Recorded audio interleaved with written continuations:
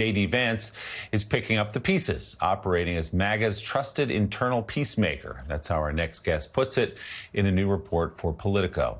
But when it comes to his own political ambitions, Vance is staying quiet, at least for now. Let's bring in White House bureau chief for Politico, our good friend Dasha Burns. Dash, good morning. Great to see you. Good morning, my friend. Let's talk about J.D. Vance and his sort of management. You can take the Epstein files as a case in point here about how he has tried to bridge the divide between the president and his loyal followers.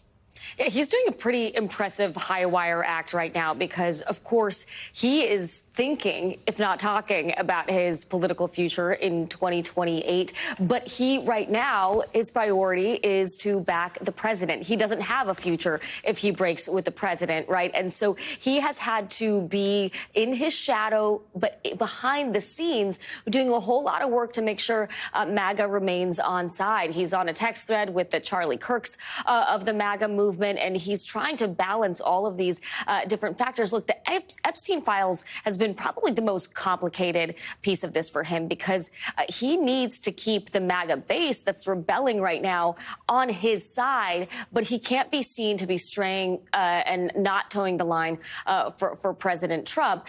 He has a lot more at stake here than Trump does because he's not seeking to be, Trump is not seeking to be reelected. But Vance is looking ahead at his political future, and his relationship with the MAGA base in some ways is even more authentic than President Trump's, or more ideologically and philosophically aligned, given, you know, how he grew up, given how he really views foreign policy as much more isolationist than President Trump is. But right now, MAGA and America First is still whatever Trump says it is.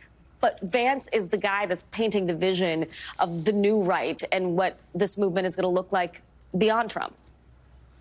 Right, and you get to certain issues. Donald Trump is a big enough presence to sort of wipe clean any differences between himself and the base, or at least to run past him.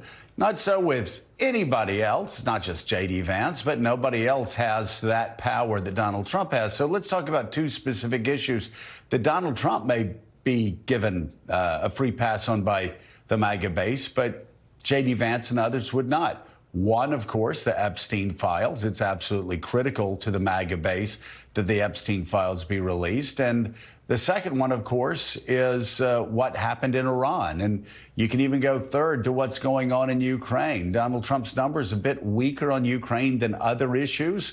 He's starting to actually stand up to Vladimir Putin in a way that others would want him to. But again, those last two issues, of course, put J.D. Vance in a difficult position, don't they?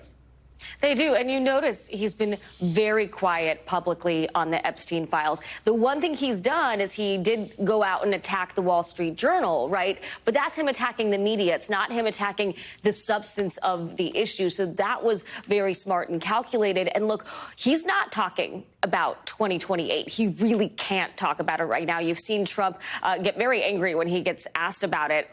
But he is calculating his decisions based on 2028. Anyone you talk to in his world does tacitly acknowledge that. It is the big elephant in the room. And that's why it's so complicated for him to navigate Iran and to navigate Epstein. He's, however, tried to be, as we wrote there, the sort of MAGA whisperer and try to be the peacemaker there.